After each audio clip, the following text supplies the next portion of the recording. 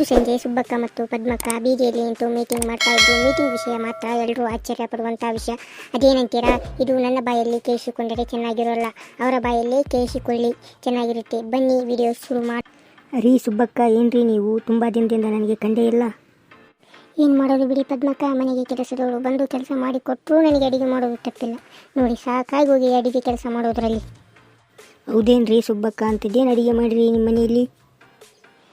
ಅದೇ ರೀ, ನನ್ನ ಮಗಳಿಗೆ ಬೆಳಗ್ಗೆ ಟೊಮೊಟೊ ಜ್ಯೂಸ್ ಬೇಕ್ರಿ, ಅವಳು ಟೀ ಕಾಫಿ ಕುಡಿಯೋಲ್ಲ. ಹಾಗೆ ನಂತರ ಉಳಿದವರಿಗೆ ಟೀ ಕಾಫಿ ಮಾಡಿರಿ ರೀ. ಹಾಗೆ ತಿಂಡಿಗೆ ಟೊಮೊಟೊ ಬಾತ್ ಬೇಕು ಅಂದರು, ಅದಕ್ಕೆ ಟೊಮೊಟೊ ಈರುಳ್ಳಿ ಜಾಸ್ತಿ ಹಾಕಿ ಟೊಮೊಟೊ ಬಾತ್ ಮಾಡಿದೆ, ಅದಕ್ಕೆ ಸ್ವಲ್ಪ ಲೇಟ್ ಆಯಿತು.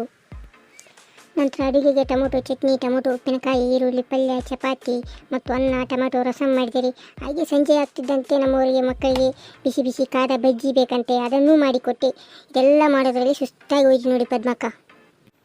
ಓಹೋ ಹೌದಾ, ಪೈನಾಪಲ್ ಜ್ಯೂಸ್ ಕೇಳಿದ್ದೀನಿ, ಆ್ಯಪಲ್ ಜ್ಯೂಸ್ ಕೇಳಿದ್ದೀನಿ, ಕಲ್ಲಂಗಡಿ ಜ್ಯೂಸ್ ಕೇಳಿದ್ದೀನಿ, ಸಪೋಟೊ ಜ್ಯೂಸ್ ಕೇಳಿದ್ದೀನಿ, ಆದರೆ ಇದುವರೆಗೂ ಟೊಮೊಟೊ ಜ್ಯೂಸ್ ಮಾತ್ರ ಕೇಳಿಲ್ಲ ನೋಡಿ ಸುಬ್ಬಕ್ಕ.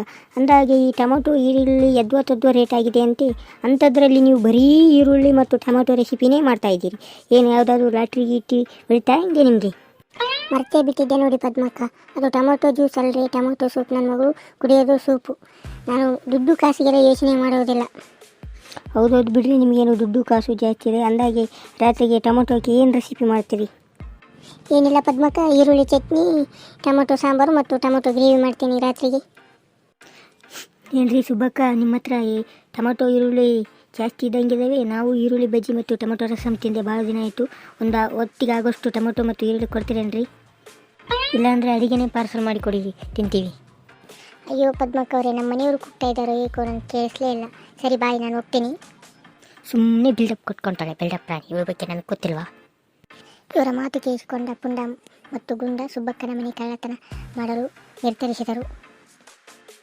ಪುಂಡ ಮತ್ತು ಗುಂಡ ಸುಬ್ಬಕ್ಕನ ಮನೆಯ ಕನ್ನ ಹಾಕಲು ರಾತ್ರಿ ಹೊತ್ತು ಹಿತ್ತಲಿನ ಬಾಗಿಲಿನಿಂದ ಬಂದು ಮನೆಯೊಳಗಿನ ಫ್ರಿಜ್ ತೆಗೆದು ನೋಡುತ್ತಾರೆ.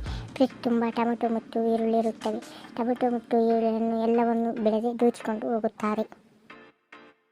ಬೆಳಗ್ಗೆ ಇಟ್ಟ ಸುಬ್ಬಕ್ಕನಿಗೆ ಮನೆ ಕಳ್ಳತನ ಆಗಿರುವ ವಿಷಯ ಗೊತ್ತಾಗುತ್ತೆ, ಅದು ಟೊಮೊಟೊ ಮತ್ತು ಈರುಳ್ಳಿ ಎಂದು. ಇಂದಿನ ದಿನ ಪದ್ಮಕ್ಕನ ಜೊತೆ ಮಾತನಾಡಿದ್ದು ನೆನಪಾಗಿ ಸುಬ್ಬಕ್ಕ ಪೊಲೀಸ್ ಸ್ಟೇಷನ್ಗೆ ಫೋನ್ ಮಾಡಿ ಕಂಪ್ಲೇಂಟ್ ನೀಡುತ್ತಾರೆ. ನೋಡಿದ್ರಲ್ಲ ವೀಕ್ಷಕರೇ, ಈರುಳ್ಳಿ ಮತ್ತು ಟೊಮೊಟೊ ಕಳ್ಳರನ್ನು ಪೊಲೀಸ್ ಬಂದು ಮುಂದಿನ ವಿಡಿಯೋದಲ್ಲಿ ಹಿಡಿತಾರಾ ಇಲ್ಲ ಎಂದು ನೋಡೋಣ. ಅಲ್ಲಿಯವರೆಗೆ ನಮ್ಮ ಚಾನಲ್ ಸಬ್ಸ್ಕ್ರೈಬ್ ಮಾಡಿ ಮತ್ತು ಈ ವಿಡಿಯೋ ಇಷ್ಟ ಆದರೆ ಲೈಕ್ ಮಾಡಿ ಆ್ಯಂಡ್ ಸಪೋರ್ಟ್ ಮಾಡಿ. ಧನ್ಯವಾದಗಳು. ಮುಂದಿನ ವಿಡಿಯೋದಲ್ಲಿ ಸಿಗೋಣ.